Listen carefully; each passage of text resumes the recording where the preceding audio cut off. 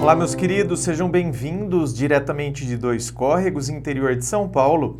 Eu, André Massolini, peço licença para falar com você. Antes do e-mail de hoje, deixa eu falar para você da empresa que é parceira aqui do canal Ponto de Vista, que é uma empresa aqui de Dois Córregos, que é a Koala. A Koala tem uma linha completa de aromatizantes de ambiente que rendem muito mais, garantindo assim uma maior economia para o seu bolso, além, é claro, de proporcionar aquela sensação de limpeza, de bem-estar, sempre agradável aí no seu ambiente de trabalho, na sua casa. Essa daqui é a linha Spray, super prática, destampou aqui, você vai espirrando, você vai ver o cheirinho que você vai deixar aí na sua casa, no seu ambiente de trabalho. Os produtos Koala estão disponíveis nas prateleiras dos melhores supermercados de todo o Brasil, casas agropecuárias, pet shops e também através do site www.lojakoala.com.br. Koala original, como você. Vamos então ao e-mail dela que diz assim: Olá, André, tudo bem? Tudo. Me chamo tal, tenho 26 anos e sou, ela colocou entre parênteses, era noiva há 4 anos. Tudo ia bem. Estamos construindo nossa casa. Estávamos com planos de nos casar ainda este ano, o ano que ela me enviou o e-mail, tá? Acontece que na última véspera de feriado, ele disse que ficara no trabalho até mais tarde e quando foi 1 da manhã, me ligou dizendo que tinha chegado em casa e que estava no bar tomando uma com os amigos do trabalho. Até aí tudo bem, pois ele trabalha com meu primo e meu primo me confirmou essa informação. Acontece que ele começou a ter atitudes diferentes. Não se empenhou, mas para continuar a construção, não se empenhou mais para continuar a construção da casa, né, de vocês e tal. Não demonstrava mais interesse em nós. No último dia 29 de setembro do ano que ela me enviou o e-mail, tivemos uma conversa, nos encontramos em uma festa e ele pediu um tempo. Disse que me ama, mas que está se sentindo pressionado para casar, assumir uma responsabilidade, que este sempre foi o meu sonho e que ele tem medo de que não me faça feliz. Eu concordei e pedi para que conversássemos antes do aniversário dele, 20 de outubro. Ele aceitou. Porém, ficamos juntos o resto da noite de sábado. Fomos dormir em um motel e ele disse que ia consertar a moto para que no aniversário dele pudéssemos viajar. E que, quando esse tempo acabasse, iríamos voltar mais forte e já nos casaríamos. Confuso isso, hein? Essas informações bagunçaram a minha cabeça. Eu imagino, minha querida, eu imagino. Acabei de falar, confuso, né? Como ele pede um tempo e depois me fala tudo isso, agora, no último final de semana, nos encontramos na escola onde trabalhamos nas eleições. Ele chegou, cumprimentou todos da sala e saiu. Depois me mandou uma mensagem dizendo que ele não é nenhum bicho, que eu deveria ter respondido o bom dia dele.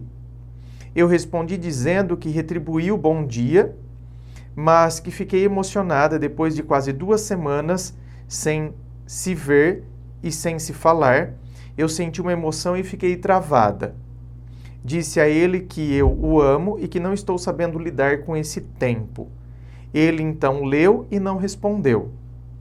Hoje, ele já me bloqueou no WhatsApp e tirou nossa foto do Facebook.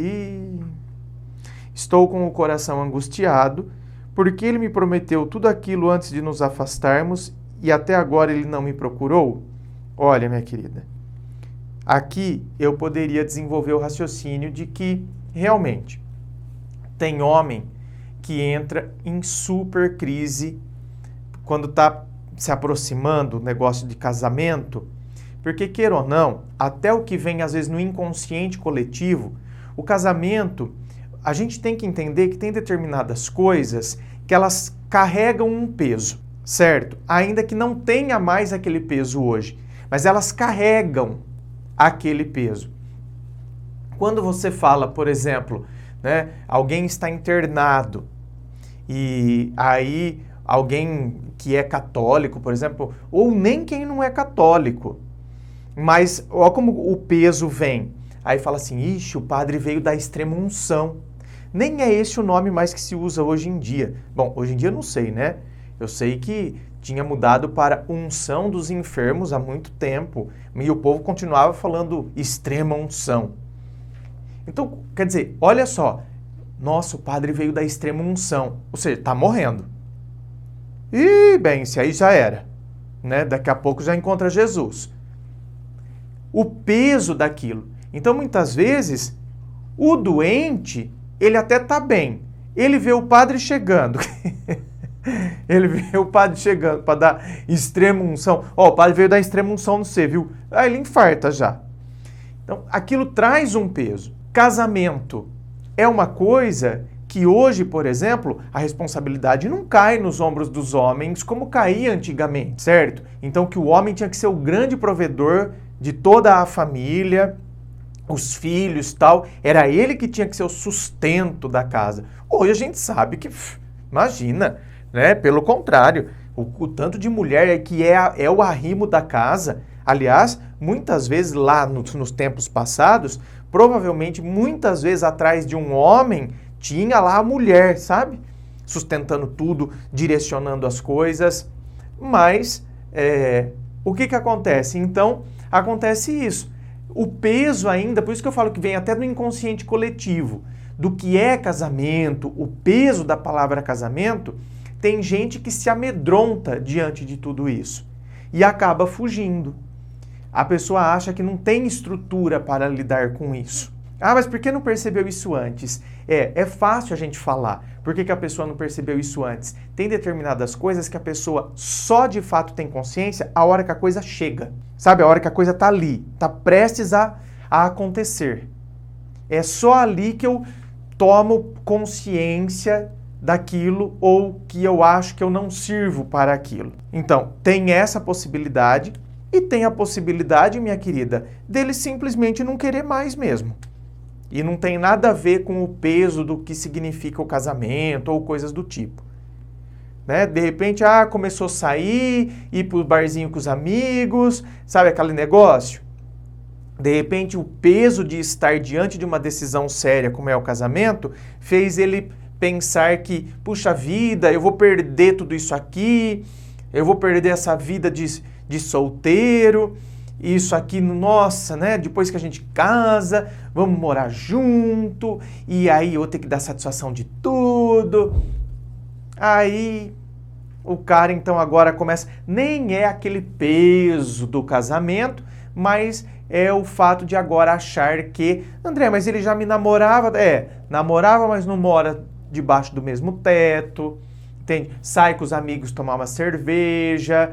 Ah, mas ele pode fazer isso depois de casado.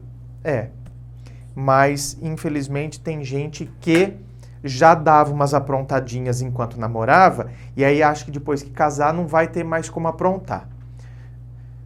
Enfim, minha querida, fica na sua, meu anjo. Gente, quando a gente está diante de uma situação como essa, a gente tem que ficar na nossa. Sabe, não adianta então ficar correndo atrás e insistir, e isso e aquilo. O cara me bloqueia, tira a nossa foto, me bloqueia. Pô, a gente tava noivo. E o cara agora quer me bloquear assim, do nada.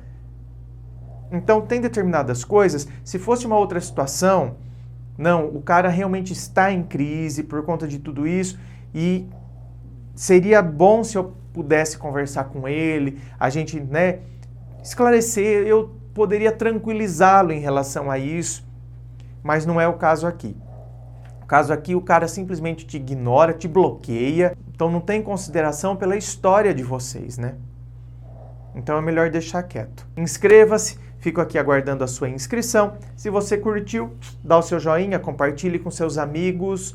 Muito obrigado, beijo no coração e, é claro, um forte abraço.